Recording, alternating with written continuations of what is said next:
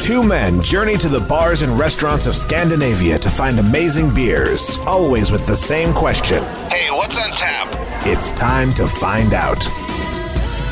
What's on Tap podcast, once again, joined by Martin. I am ready to aid you in this endeavor. Let's let the journey begin. So, how you been doing, man? I'm doing really good. Good. It's 2019. It is still. It's a well-established fact at this point. Yeah. Being mid-February. Yeah. I mean, it's going to be 2019 all year. I'm going to keep saying this until December. God, I hope not. So what we're learning is we're going to have a diminishing returns of Martin on the podcast, and we keep saying that. Oh, man. But you were kind enough. I was doing so good. You were, until you put your flag in the sand and found your hill to die on. Yeah. It was not worth it. But I brought beers. You did, so that's what's the redeeming factor. Today we have something from two, I would say, somewhat obscure Swedish breweries. One more obscure than the other. True, very true. Because this isn't your Dugas, Omnipolo, Brewski, Breweries Exactly. level of, this is like third tier, maybe? Like... Yeah, so the second beer we'll be trying, that might be third tier, but this is fourth tier. Okay, so we're starting with fourth tier, which is the Emmaboda Brewery. It's an imperial stout coming at 10%. It is called Astrostout. And based on the swirling coffee cup going through space, I would say this is probably a coffee stout of some sort. Yes. I think the ingredients are coffee and vacuum of space. Vacuumed coffee. Well, you definitely get coffee on the nose. Yes. But you also get that smell of, I don't know, something unfermented else. Sugars? Could be, yeah. There's something a little off in the nose. So, based on the smell, this might be cloyingly sweet. Like, in the bad way. I don't know that it's going to be cloyingly sweet. I think it's going to be pretty funky. Let's try it. Cheers.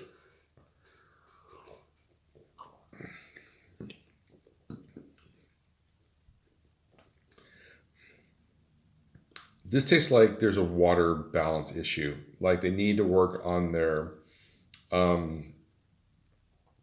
chemical water balance. Yeah, maybe something. Because it's not bad. It's better than I was expecting. I'll be honest with you. It's a lot better than I expected. You get the coffee. There's a lot of roasted and burnt notes, but there's an aftertaste of, it's almost like chlorine. Yeah, see, that's what I'm saying, that their water build is off. Yeah. That was the first thing I really noticed. It was just like, oh, yeah. Calcium. It could be. Could be something like that. Yeah, I'm not sure what the pH or what the chemical makeup is here, but it's definitely something where they've got a really good start on something. Yeah. But they need to look at their water treatment and balance out a little bit better to get that profile figured out. I'm impressed that you picked that up from the very first flavor, because I can only pick it out. I could get it in the smell, actually. It would smell a little bit like there's something off here, and then you taste it, you're like, all right, now I get the malt build is really there, the roastiness is there, you're getting the coffee, but there's this, something's wrong with the water profile on this thing, and it's just not quite. I can only pick it up in the aftertaste. Okay. I get it in the, I don't know what it's called when you breathe in when you drink and you can smell it at the same time. I get what you mean. I'm sure there's a name for that. I have no idea what it's called, but I can get it through that. It's a slightly chemically off note. You're right. Yeah. So it's made with both malted barley and malted rye barley. Okay. Or just rye barley. I don't know if that says anything, but there is something off with it. It does get the roasted coffee in the very initial flavor. Yeah. Let's say overall, it's really not a bad beer. It's one of those things where, like, if you're in a cafe somewhere and you see it on the shelf, you're like, "Oh, I haven't tried that before. I want to try it." It's worth trying. Yeah. It's forgettable. You're gonna like think, meh. 10%. I mean, it hides the alcohol well. I don't get the 10% on there at all. That's true. I mean, that's what's really nice about this. It makes it very easy to drink, and you could share it with someone, and you can both get pretty hammered pretty easily without realizing what the ABV on it is. But at the same time, I don't think that it's something you would ever reach for twice. No. And it's a shame.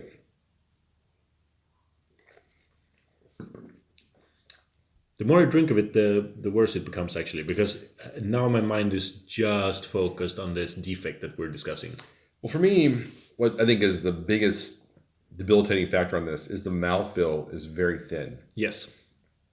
I would almost think it was like a milk stout because it's so thin in the mouthfeel. And for a 10% imperial stout, I kind of want something a little thicker. It doesn't have to be like Omnipolo, motor oil thickness, but it should be a little bit. It should be a little bit richer in the mouthfeel. Yeah, the more I taste it, maybe it's because it's getting a little bit warmer in my hand. Now I actually don't know the wording in English, but coffee sump, like the remainder coffee. Yeah. The grounds. Yeah. The leftover ground coffee, that's a bad flavor. It's very common in the regular coffees sold in Sweden, that if you leave them standing a little bit, they get this negative flavor. Yeah. I do like the carbonation on this, though. It does carbonate. When you agitate it a little bit, the carbonation just pops right up on it. Now you get this kind of... mine disappears much quicker than yours. Yeah, but I drink a little bit more than I have. And I'm really agitating the shit. Okay. But it's got some nice lacing on there. And really like the microfine bubbles you kind of look for and want. But yeah, that smell is a little bit off. Yeah. So I think I'm going to give this... I'm going to go like 2.75. I was thinking the exact same thing. Yeah. At first, I was 3 or above, and then it just plummeted. Yeah, I kind of like feel like maybe a 3.5, but as I taste it more and really think about it, it's really hitting in a 3.75. I'm sorry, 2.75. Yeah. Okay. So the one I'm a little more excited about is the release from Uppsala. Yes, Uppsala Brewery. Uppsala Brewery. It's called the Slumberjack. It comes in at 12.5%. It is a fatlagad. Fatlagad. It's barrel aged. Barrel aged. I've never seen the word barrel aged before. Oh, really? Not in Swedish anyway. And I said it kind of correct. Imperial stout. So the story here about this brewery is that there, for many years, existed a brewery in Uppsala, which was called in Swedish Gamla Slottskällan, or Old Castle Well. And they made a lot of beers. Their Imperial Stout was quite... It shaped Swedish Imperial Stouts in like the early 2000s. There's an amusing Facebook page called Double Bastard Disses Beer, and he hates pastry stouts and he hates everything. But they made an advent calendar where each day they brought up a beer that changed Swedish brewing forever. And this Uppsala Brewers Imperial Stout was one of them. It really set the tone for Swedish Imperial Stouts. First one roasted, etc., etc. Then they actually went bankrupt a few years ago, and then the brand was bought by a Coppersmiths brewery. But the brewery in Uppsala still existed. So this brewery that we're now going to try bought or rent, or they use that old brewery for this new brand. Okay. And this is the brewery we're going to try. All right. And I think this has got maple in it. Oh, wow. I could be wrong. You might want to I haven't looked read the label there, but I smell like some maple or barrel aging. Maybe it's the barrel aging itself. So it's 10 months on first fill bourbon barrels. Okay, so really fresh, raw bourbon barrels. It doesn't say anything about maple. Maybe it's the barrel aging, the sweetness in the barrel aging I'm getting. They're just describing the flavor profile that they hope we will. Yeah, because it definitely has a barrel age, especially if you're using this is the Heaven Hill barrels that they used. Do you know? Can you tell from this? I can tell from the aroma itself. This is the Heaven Hill. Or I went online and looked at them on Untappd, and they mentioned it was Heaven Hill. No, so that's how I know it was. You shouldn't have said that because I was beyond impressed. Yeah, I was like, they used Heaven Hill barrels on this. It's like, really, you can tell. Yeah, it's so obvious. I can't believe you can't pick it up. But you're an American, so you would know this. Honestly, you get it through your breast milk, right? I don't know that I've ever had Heaven Hill or even know what it looks like.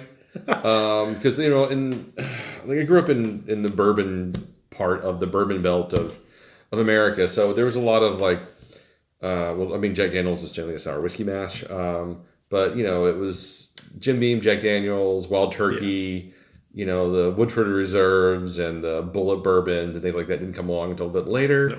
No. So I'm used to those kind of barrel aging experiences. This smells really, really good. It actually does smell good. I'm very excited about this. I'm getting more and more excited the more we learn about it. It does say that it contains muscovado sugar. Okay. So some dark sugar. Yeah, that's usually good when it comes to stouts. Yeah. Cheers. Right. Cheers.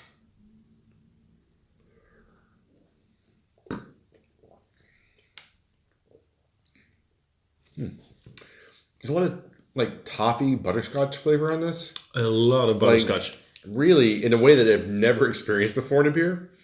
Almost like you're eating a toffee candy, kind of like a Werther's Original kind of butterscotchy flavor to it. Yeah, and it does leave a good coating on the inside of the mouth. The flavor is really sticking. Mm-hmm. Do you want me now to read what they expect us to taste? Sure.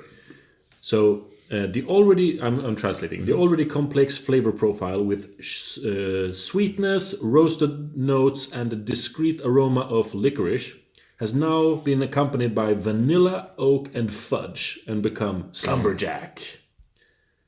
You're supposed to enjoy it in front of an open fireplace or with good friends waiting for spring.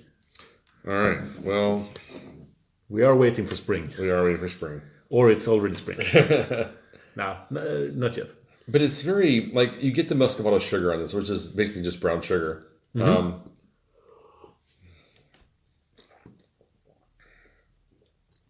It's really... I do get a little bit of maple-ish flavors. Yeah, I can see where you're going there. I don't get the toastiness like I would expect from this. No, and I don't get... They mentioned licorice. I'm not getting that. No, I mean, there's a slight burnt edge in the final notes, but it's... I don't know. I'm having a hard time with it. I kind of like it, but kind of don't at the same time. And I'm not really sure which way I'm going on this one. Yeah.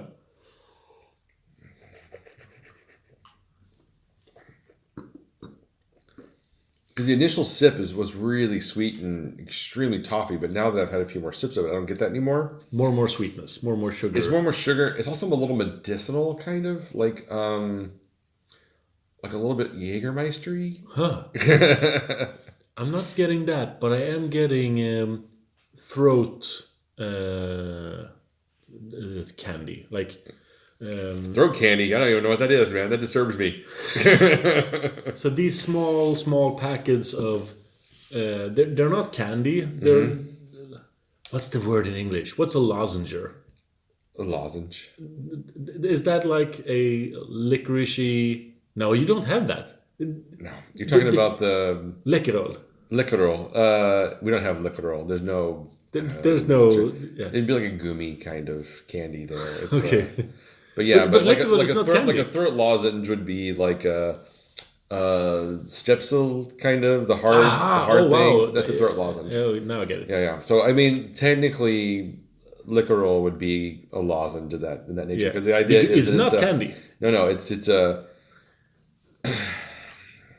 It's like an herbed gummy thing that you suck on that provides the sugar coating for your throat whenever it's you've been coughing a lot. Yeah. Which is basically what a throat lozenge does. So, yeah.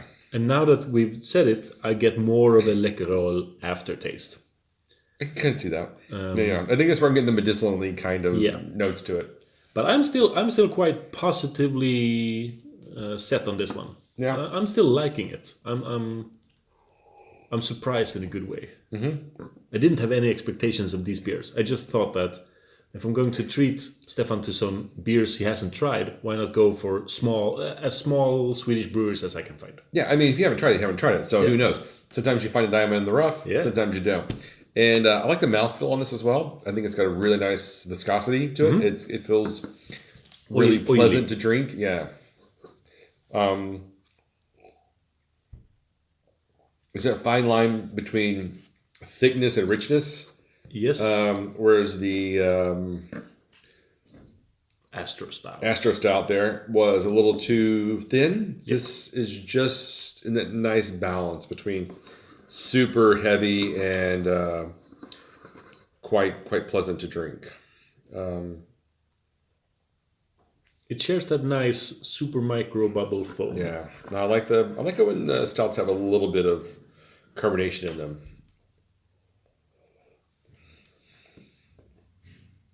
All right.